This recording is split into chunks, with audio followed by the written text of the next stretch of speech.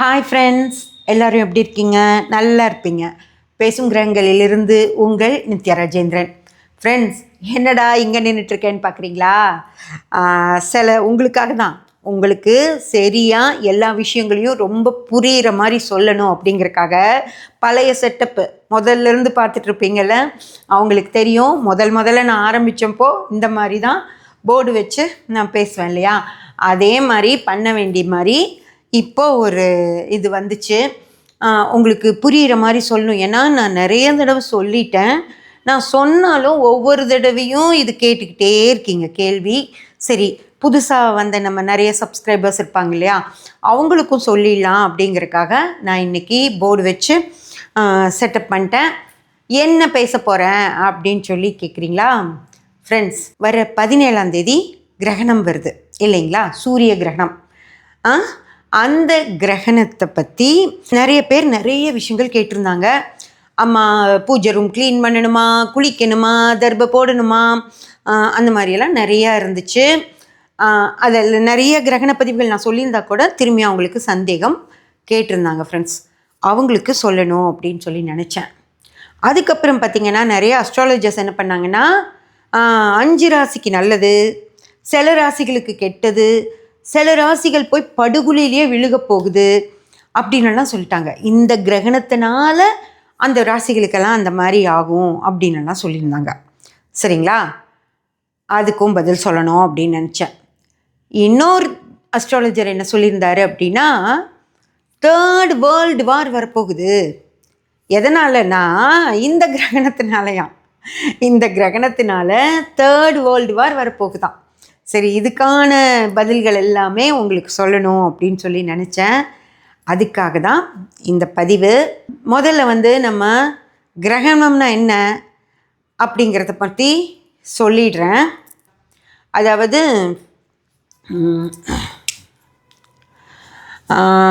நான் ரொம்ப அழகாலாம் வரைய மாட்டேன். நீ இப்படி வரைகிற, நீ வரைஞ்சது குரங்கு மாதிரி இருக்குது அப்படின்லாம் நம்ம ஹேட்டர்ஸ் சொல்லுவாங்க கமெண்ட்டில். அதை பற்றியெல்லாம் எனக்கு ஒரு கவலையும் இல்லை. நான் எனக்கு எப்படி வருமோ அப்படி வரைகிறேன். நான் சொல்கிறது உங்களுக்கு புரிஞ்சிடும் நான் நம்புகிறேன். அதாவது இதுதான் பூமி.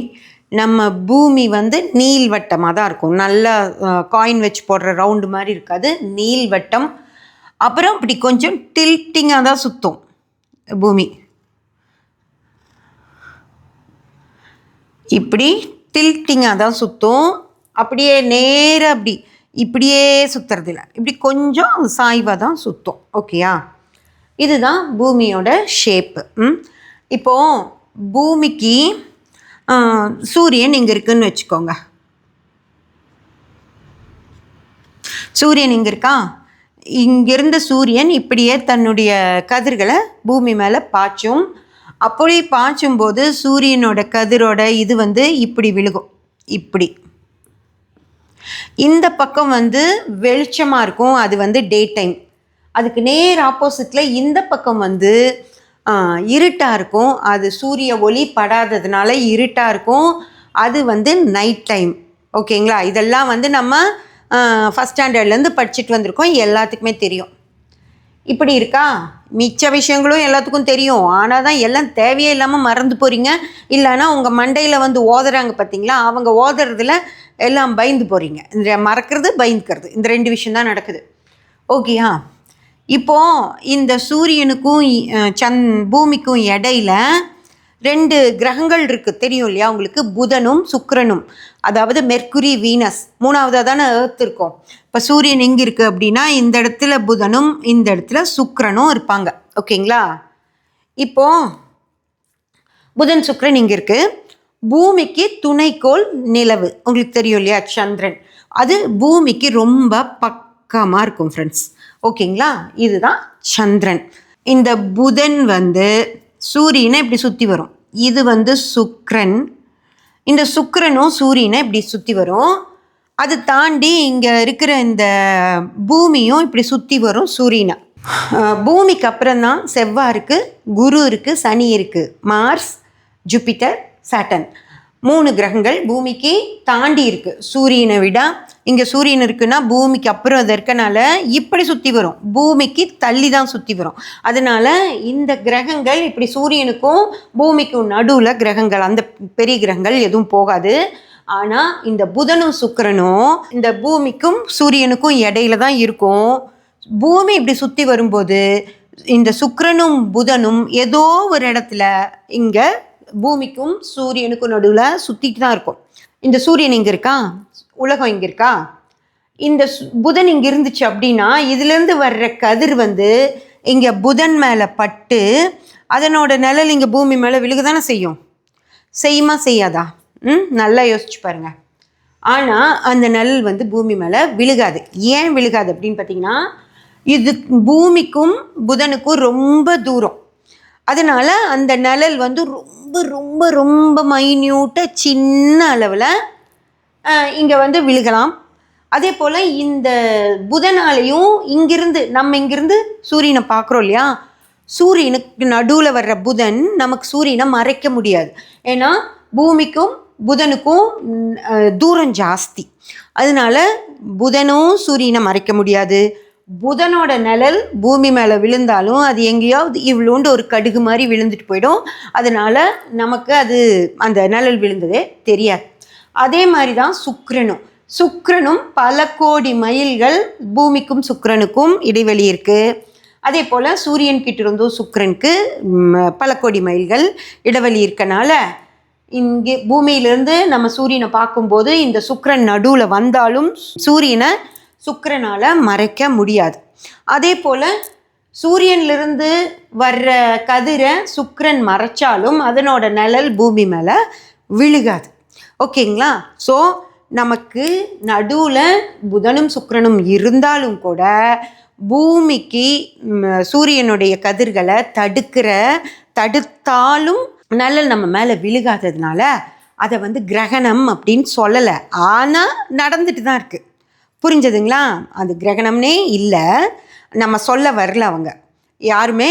அந்த இந்த புதன் சுக்கிரனோட நிழல் பூமி மேலே விழுகுது, அது உங்களுக்கு கிரகணம் பாதிப்பை கொடுக்கும் அப்படின்னு சொல்லவே இல்லை. சூரியனுக்கும் பூமிக்கும் நடுவில் புதன் சுக்கிரன் வந்தால் கூட அதனுடைய நிழல் வந்து நம்ம பூமியை தாக்காததாலையும் அதனால் பூமியிலேருந்து பார்க்கும்போது சூரியனை இந்த 2 கிரகங்களால் மறைக்க முடியாததுனாலும் இது கிரகணம் அப்படின்னு சொல்லப்படலை.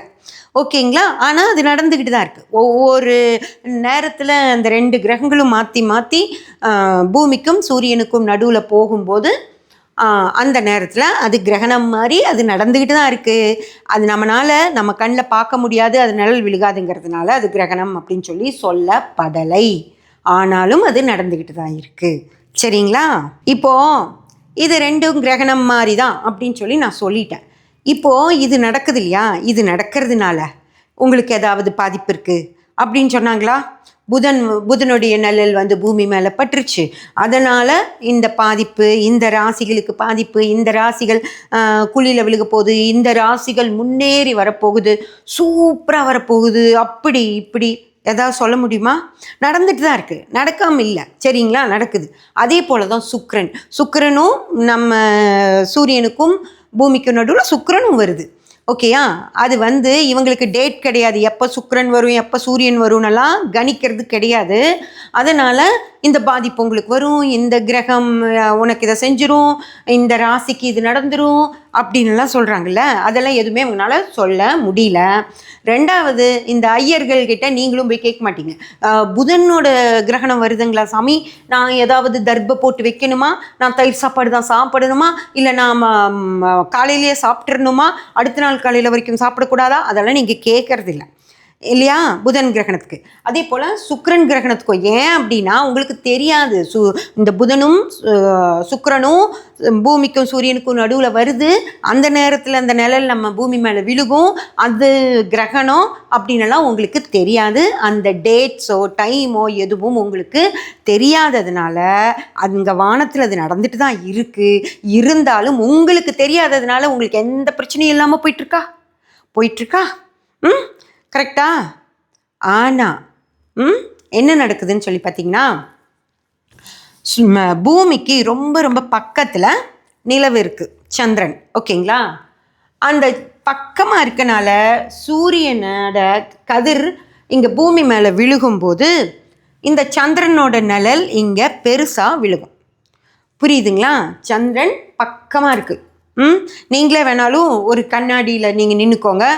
உங்கள் கண்ணுக்கு முன்னாடி பக்கமாக ஏதாவது வச்சிங்கன்னா கண்ணாடியே தெரியாது. ஆனால் அதுவே கையை இப்படி தள்ளி வச்சு பார்த்தீங்க அப்படின்னா அந்த உருவத்துக்கு தாண்டியும் கண்ணாடி உங்களுக்கு தெரியும். அந்த மாதிரி இந்த சந்திரன் பூமிக்கு ரொம்ப பக்கத்தில் இருக்கனால சூரியனுடைய கதிர்கள் இங்கே மறைக்கப்பட்டு சந்திரன் மேலே பற்றும். இந்த இடத்துல வர்ற கதிர் சந்திரனோட அந்த கருப்பு நிழல் இங்கே பூமி மேலே ஒரு இடத்துல, சின்ன இடத்துல, இவ்வளோ பெரிய பூமி, சந்திரன் இவ்வளோண்டு தான் இருக்குது. இந்த சந்திரனோட நிழல் இந்த இடத்துல சும்மா இப்படி ஒரு புள்ளி மாதிரி விழுகும்.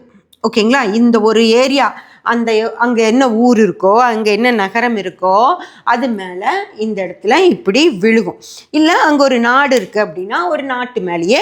இப்போ இந்தியாவிலேயே நடுவில் கிரகணம் வந்தால் கூட அந்த மகாராஷ்டிரா அந்த மாநிலங்களுக்கு தான் தெரியும். இதுவே கீழே வந்துச்சு அப்படின்னா கேரளா, தமிழ்நாடு, கர்நாடகா இதுக்கு தான் தெரியும். அதுவே மேலே டெல்லிக்கு மேலே வந்துச்சு அப்படின்னா அவங்களுக்கு தான் தெரியும், கீழே இருக்கவங்களுக்கு தெரியாது. அந்த மாதிரி இது ஒரு புள்ளி மாதிரி அதனுடைய நிழலை இங்கே விடுது. சரிங்களா? இப்போது இது இங்கே நிழல் பெருசாக விழுந்து ஒரு நகரத்துக்கே அது பாதிப்பை கொடுக்குது, ஒரு நாட்டுக்கே அது பாதிப்பை கொடுக்குது. சின்ன நாடுகள் இருக்கும் இல்லையா, அந்த சின்ன நாடுனா ஒரு நாட்டுக்கே அந்த நிழல் விழுகுதுங்கிற பட்சத்தில் தான் அதுக்கான நாள் குறிக்கிறாங்க. இந்த மாதிரி ஒரு நேரத்தில் சந்திரனுடைய நிழல் பூமி மேலே விழுக போகுது அப்படின்னு சொல்லி, அது சூரிய கிரகணம். சூரியனை அதே போல் சந்திரன் சூரியனை மறைச்சிக்கும். இந்த நிழல் விழுகிற இடத்துல இருந்து பார்த்தாங்க அப்படின்னா இந்த சந்திரன் சூரியனை மறைக்கிறது அவங்களுக்கு தெரியும். புரிஞ்சதுங்களா? அதுவும் கரெக்டாக சூரியன் மேலே ஒரு 1/4 மணி நேரம், ஒரு அரை மணி நேரம் தான் அதனால் மறைக்க முடியும். கிரகணம் அப்படிங்கிறது ஆரம்பித்து, அதாவது சூரியன் இப்படி இருக்குது அப்படின்னா இந்த சந்திரனுடைய இது பூமி இங்கே இருக்குது, சந்திரன் இது அப்படியே இப்படி பாஸ் ஆகும். பார்த்தீங்களா? இப்படி பாஸ் ஆகும். இங்கே ஆரம்பிக்கிறதுலேருந்து இங்கே முடிகிற வரைக்கும் ஒரு கிரகண நேரம் இருந்தால் கூட சந்திரன் இந்த இடத்துல வர்றது ஒரு 1/2 hour அப்படி தான் இருக்கும். அதை பூமியில் இங்கிருந்து மக்கள் இங்கே பார்க்கும்போது இப்படி பார்க்குறாங்க இல்லையா, பார்க்கும்போது இந்த சூரியனை, இந்த சந்திரன் சின்ன ரவுண்டு தான், இந்த சின்ன ரவுண்டு இங்கே இருக்கும்போது இது இப்படி சூரியனை விட பெருசாக இங்கே சூரியனை மறைச்சி ஒரு ரிங் டைப் எடுக்கும். அப்போது இங்கிருந்து பார்க்குற மக்களுக்கு இங்கே நிழல் விழுகுதா, இந்த நிழலுக்கு கீழே இங்கே இருக்காங்க இல்லையா, இங்கிருந்து பார்க்குற மக்களுக்கு சூரியனை கொஞ்ச நேரம் இந்த சந்திரன் மறைக்கும். ஒரு 1/2 hour, அரை மணி நேரம் அந்த சந்திரன் மறைக்கும். அழகாக அப்படி வரும், ரிங்கு மாதிரி காட்டிட்டு அப்படியே விலகி போகிறப்போ அந்த சூரியன் வைர மோதிரம் அதெல்லாம் நம்ம கேள்விப்பட்டிருக்கோம்ல, கிரகணம் இப்போ டைமண்ட் ரிங் மாதிரி தெரியும்லாம் சொல்லுவாங்க. அப்படி சந்திரன் இப்படி விலக ஆரம்பிக்கும் போது அந்த இடத்துல சூரியனோட கதிர்கள் பிரகாசிக்கும். அது வைர மோதிரம் மாதிரி மின்னும் ஃப்ரெண்ட்ஸ். அதை தான் சூரிய கிரகணம் அப்படின்னு சொல்கிறது. அதாவது பூமியிலேருந்து சூரியனை பார்க்கும்போது சந்திரன் சூரியனை மறைக்கும்போது அந்த மாதிரி ஒரு விஷயம் ஏற்படும். இதை கிரகணம் அப்படின்னு சொல்லி சொல்கிறோம். நம்ம கண்ணில் பார்க்குறனால அந்த டேட்டு டைம் எல்லாம் நம்மளால் கணிக்க முடிஞ்சதுனால நம்ம இதை சொல்கிறோம். சரியா? இப்போது உங்களுக்கு புரிஞ்சுதா? இந்த புதனும் சுக்கிரனும் செய்கிற அதே வேலையை தான் இந்த சந்திரன் செய்யுது. சரிங்களா? புதனும் சுக்கிரனும் சூரியனுக்கும் பூமிக்கும் நடுவில் போயிட்டும் வந்துட்டும் தான் இருக்காங்க. அவங்க போயிட்டு வரும்போதெல்லாம் சூரியனோட கதிர்களை மறைக்க தான் செய்கிறாங்க. ஆனால் அந்த நிழல் ரொம்ப சின்ன இடத்துல விழுகும். அவங்களால முழுமையாக சூரியனை மறைக்க முடியாததுனால அது கிரகணம் சொல்லப்படலை. ஆனாலும் அவங்க நடுவில் போயிட்டு வந்துட்டு தான் இருக்காங்க. அதே மாதிரி தான் சந்திரனும் போயிட்டு வருது. ஆனால் சந்திரன் பூமிக்கு பக்கத்தில் இருக்கனால உலகத்து மேலே பெரிய நிழல் விழுகுது. அதே போல் இந்த உலகத்துலேருந்து பார்க்குறவங்களுக்கு சூரியனை சந்திரன் மறைக்கிற மாதிரி தெரியுது. இது படிக்காத காலகட்டத்தில் பாம்பு சூரியனை விழுங்குது அப்படின்னலாம் சொல்லிட்டு இருந்தாங்க. ராகு கேது தான் பாம்பு, அந்த ராகு சூரியனை முழுங்குது, கேது சூரியனை முழுங்குது அப்படின்லாம் சொல்லப்பட்டுட்டு இருந்துச்சு. உங்களுக்கு படிப்பறிவில்லை, உங்களுக்கு இந்த மாதிரியெல்லாம் சொன்னால் புரியாதுன்றதுனால அப்படி அவங்க சொன்னாங்க. ஆனால் இன்றைக்கி எல்லாரும் படித்தவங்க, நான் என்ன சொல்கிறேங்கிறது உங்களுக்கு அப்படியே புரியும் போது இது புரிஞ்சதா இல்லையா? புரிஞ்சது இல்லையா? புரிஞ்சதுன்னு தயவு செஞ்சு கமெண்ட் பண்ணுங்கள். எங்களுக்கு நல்லா புரியுது, நாங்கள் ஒன்றும் முட்டாள் இல்லைன்னு சொல்லி கமெண்ட் பண்ணுங்கள். இதுதான் ஃப்ரெண்ட்ஸ் சூரிய கிரகணம் அப்படின்னு சொல்லி சொல்கிறது. சரி, அப்படி இப்போது இந்த இடத்துல சந்திரனுடைய நிழல் விழுகிற இடத்துல இந்தியா இல்லை. சரிங்களா? இந்த இடத்துல இந்தியா இல்லை. இந்த தடவை இங்கே சூரியன் நிழல் சந்திரனோட நிழல் விழுகும்போது அங்கே வந்து அர்ஜென்டினா தான் வருதான். சரிங்களா? அர்ஜென்டினாவில் சில பகுதிகளும் ஆர்டிக்கில் சில பகுதிகளும் தான் இந்த இடத்துல இருக்குது. இந்தியா வரவே இல்லை. நமக்கு வந்து அன்னைக்கு விடிய காலையாக இருக்குது. விடிய காலை அப்படின்னா இப்போ உலகம் இப்படி சுற்றுதுன்னா நம்ம வந்து இந்த இடத்துல இருக்கோம். இங்கிருந்து 3:26 7:55 வரைக்கும் அன்னைக்கு நம்ம இந்தியா இங்கே இருக்குது. சரிங்களா? இந்தியா இங்கே இருக்குது. ஸோ இந்த பகுதியில் கிரகணம் நடக்குது. இந்தியா இங்கே இருக்குது. நம்மெல்லாம் தூங்கிட்டு இருப்போம். 6 மணிக்கு மேலே எந்திரிச்சாலும் நமக்கு அதுக்கப்புறம் ஒரு 2 மணி நேரம் தான் பகல் இருக்கும். சூரிய வெளிச்சம் இங்கே இந்த இது இப்படி திரும்ப ஆரம்பிச்சிடும். இந்த இடம் இப்படி திரும்புகிறப்போ சூரியனுடைய கதிர்கள் அப்படியே நம்ம மேலே விழுக ஆரம்பிச்சிடும். அதுதான் நமக்கும் இந்தியாவுக்கும் சூரிய கிரகணத்துக்கும் எந்த சம்மந்தமுமே இல்லை. சந்திரன் இங்கே இருக்குது, அதனுடைய நிழல் இங்கே தான் விழுகுதோ தவிர இந்தியா மேலே எதுவுமே ஆகலை. அது பாட்டுக்கு இந்தியா இங்கே இருக்கும். அப்படியே காலையிலேயாகும், அப்புறம் இங்கே வரும்போது 11 மணி ஆகும், இங்கே வரப்போ 2 மணி ஆகும், இங்கே வரப்போ 4 மணி ஆகும், அப்படியே போயிடும் அந்த நாள். ஓகேங்களா? அதனால் எந்த பாதிப்பும் இந்தியாவுக்கு கிடையவே கிடையாது. சரிங்களா? எதுவுமே இல்லை. அதனால் நீங்கள் எப்பவும் போல் எந்திரிக்கலாம், எப்பவும் போல் குளிக்கலாம், எப்பவும் போல் சமைக்கலாம், எப்பவும் போல் சாப்பிட்லாம். நைட்டு தூங்குறதுக்கு முன்னாடியும் சாப்பிட்டுட்டு தூங்கலாம். உங்கள் வயிற்றில் ஏதாவது இருக்கணும், இல்லை இருக்கக்கூடாது அப்படியெல்லாம் எதுவுமே கிடையாது. நீங்கள் எப்பவும் போல் அந்த நாளை சாதாரணமாக எடுத்துகிட்டு போகலாம். ஒரு பிரச்சனையும் இல்லை. சரிங்களா? சாமி ரொம்ப துடைக்கணுமா, வீடு மொழுகணுமா, கழுவணுமான்லாம் கேட்குறீங்களா? அது உங்கள் இஷ்டம். உங்கள் வீடு அழுக்காக இருந்தால் தாராளமாக கழுவி மொழுகி எல்லாம் பண்ணிக்கோங்க. ஆனால் இந்த கிரகணத்துக்காக மொழுகணும் அப்படிங்கிற அவசியம் கிடையாது. சரிங்களா? கிரகணம்னு ஒன்று கிடையவே கிடையாது. அதனால் இதுக்காக நான் செய்யணுமான்னு கேட்டால் இதுக்காக நீங்கள் எதுவும் செய்ய வேண்டாம். உங்களுக்கு சாமி ரூம் துடைக்கணுமா, தாராளமாக துடைச்சிக்கோங்க. டைம் இருந்ததா? அன்றைக்கி செவ்வாய்க்கிழமை வருது. ஓகேங்களா? விடிய காலை புதன் வருது, செவ்வாய் நைட்டு புதன்கிழமை காலையில் வேலைக்கு போகிறவங்க, குழந்தைகளை ஸ்கூலுக்கு அனுப்புகிறவங்க, ஹஸ்பண்டுக்கு ஆஃபீஸ் இருக்கிறவங்க, இவங்க எல்லாருக்கும் எந்த பிரச்சனையும் இல்லை. நேரம் அவங்களெல்லாம் ஆஃபீஸ்க்கு அனுப்பிட்டு ஸ்கூலுக்கு அனுப்பிட்டு உங்களுக்கு டைம் இருந்ததுன்னா சுத்தப்படுத்தணும்னு நினச்சா தாராளமாக சுத்தப்படுத்திக்கோங்க. ஆனால் கிரகணத்துக்கும் அதுக்கும் சம்மந்தம் இல்லை. சரியா? ஐயோ நான் என்ன பண்ணுவேன், குளிச்சுட்டு வீடு தொடச்சிட்டு கூட்டிகிட்டு கழுவிட்டு அப்புறம் டிஃபன் பண்ண எனக்கு நேரம் இல்லை, பசங்களை ஸ்கூலுக்கு அனுப்ப நேரம் இல்லைன்னா அது எதுவும் செய்ய வேண்டிய அவசியம் இல்லை. இது அந்த மாதிரியான ஒரு கிரகணம் கிடையாது. எங்கேயோ நடக்குது. உங்களுக்கும் அதுக்கும் எந்த சம்பந்தமும் இல்லை. சரிங்களா? நல்லா புரிஞ்சுதா? நீங்கள் க்ளீன் பண்ணணுமா, உங்கள் இஷ்டம். பண்ணணுன்ற அவசியம் கிடையாது. எந்த பாதிப்பும் கொடுக்காது, எந்த கிரகமும் கோவிச்சிக்காது, எந்த கடவுளும் கோவிச்சிக்க மாட்டார். எந்த பாதிப்பும் இல்லை. சரியா? கவலைப்படாமல் எப்பவும் போல் ரொட்டீன் ஒர்க்கை செய்யுங்க. சரிம்மா, கோயிலுக்கு போகணும், இந்த நட்சத்திரத்துக்கெல்லாம் அர்ச்சனை பண்ணணும்னு சொல்கிறாங்க அப்படின்னு சொல்லி கேட்டிங்கன்னா அதுவும் எந்த பிரச்சனையும் கிடையாது. எந்த நட்சத்திரக்காரர்களும் அர்ச்சனை பண்ண வேண்டியதில்லை. எந்த ராசிக்காரங்களும் அர்ச்சனை பண்ண வேண்டிய அவசியம் இல்லை. எந்த 5 ராசிகள் முன்னேறிடுங்கிறாங்கள, எந்த 5 ராசிகளுக்கும் எந்த முன்னேற்றமும் வராது. உங்கள் ஜாதகத்தில் எப்படி இருக்கோ, உங்கள் ஜாதகத்தில் நீங்கள் பிறந்த நேரத்தில் கிரகங்கள் எப்படி இருந்துச்சோ அதன்படி உங்களுக்கு நடக்கும். இப்போ கோச்சாரத்தில் போயிட்டுருக்க கிரகங்கள் உங்களுக்கு என்ன செய்யுமோ அதன்படி நடக்கும். சரிங்களா? இந்த சந்திரனும் இந்த சூரியனும் உங்களுக்கு எதுவுமே செய்யாது. அது பாட்டுக்கு வானத்தில் சுற்றிட்டு இருக்கு. அந்த சுற்றுற நேரத்தில் இதுக்கு நடுவில், சூரியனுக்கு நடுவில் சந்திரன் வருது. அதனால் சந்திரனுடைய நிழல் இங்கே விழுகுது. இந்த ஊரில் இருக்கிறவங்க இவங்களுக்கு வெளிச்சம் பகல். ஓகேங்களா? பகல் நேரத்தில் சந்திரன் இங்கே வந்து மறைக்கிறனால அவங்களுக்கு ஒரு 20 நிமிஷமோ 30 நிமிஷமோ சூரியன் மறையும்.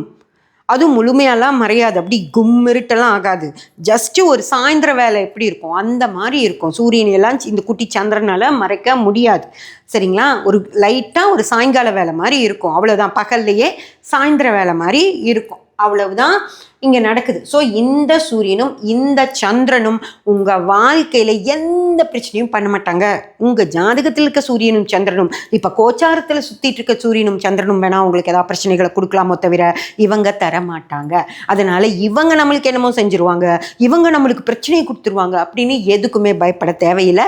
எந்த கோயிலுக்கு போக தேவையில்லை, எந்த பரிகாரம் செய்ய தேவையில்லை, எந்த நட்சத்திரத்துக்கு அர்ச்சனை செய்யவும் அவசியம் இல்லை. சரிங்களா?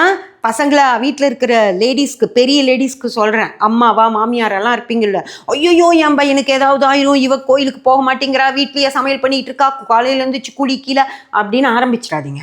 சரியா? மகளாக இருந்தாலும் சரி, மருமகளாக இருந்தாலும் சரி, அவங்களுக்கு குழந்தைய அனுப்புறது, கணவரை ஆஃபீஸ்க்கு அனுப்புறது, அவங்க கிளம்பி ஆஃபீஸ்க்கு ஓடுறது, அந்த மாதிரி வேலைகள் செஞ்சால் போதும். புரிஞ்சுதான்? ஒன்றுமே ஆகாது. தேவையில்லாத இடத்துல பார்த்துட்டு இதாகிடும் அதாகிடுங்கிறது தயவு செஞ்சு பயப்படாதீங்க. சரியா? நீங்கள் ஃப்ரீயாக இருக்கீங்க, சும்மா இருக்கீங்க, கோயிலுக்கு போகலான்னு நினச்சிங்களா, 10 மணிக்கு மேலே ரிலாக்ஸாக கிளம்பி கோயிலுக்கு போங்க, நல்லா சாமி கும்பிட்டுட்டு வாங்க. அந்த அர்ஜென்டினா அந்த இடத்துல எல்லாம் கிரகணம் நடந்ததில்லை, அவங்களுக்கெல்லாம் யாருக்கும் ஒன்றும் ஆகக்கூடாதுன்னு சொல்லி இங்கே கும்பிட்டு அர்ஜென்டினாக்கு அர்ச்சனை பண்ணுங்கள். புரியுதா? அதுக்கு தான் பண்ணணுமோ தவிர இங்கே ஒன்றுமே இல்லை. இந்தியாவில் இருக்கிற, தமிழ்நாட்டில் இருக்கிற, உங்கள் ஊர்களில் இருக்கிற யாருக்கும் எந்த பிரச்சனையும் ஆகாது. சரிங்களா? அதனால் இந்த விஷயத்தை உங்களுக்கு தெளிவாக சொல்லணும் அப்படிங்கிறதுனால தான் நான் இந்த பதிவை எடுத்தேன். இப்போ உங்களுக்கு புரிஞ்சிருக்கும்னு நான் நம்புகிறேன். புரிஞ்சிட்டிங்க இல்லையா? அதனால் தயவு செஞ்சு இந்த கிரகணத்தை வச்சு பயப்படணும் அப்படின்ற அவசியம் கிடையாது. சரிங்களா? சப்ஸ்கிரைப் பண்ணி பெல் பட்டன் ப்ரெஸ் பண்ணி வச்சுக்கோங்க. அப்போ தான் நான் போடுற எல்லா பதிவுகளும் உங்களுக்கு கிடைக்கும். லைக் பண்ணி, ஷேர் பண்ணி, கமெண்ட் பண்ணிங்கன்னா எனக்கு சப்போர்ட்டிவாக இருக்கும். Thank you friends.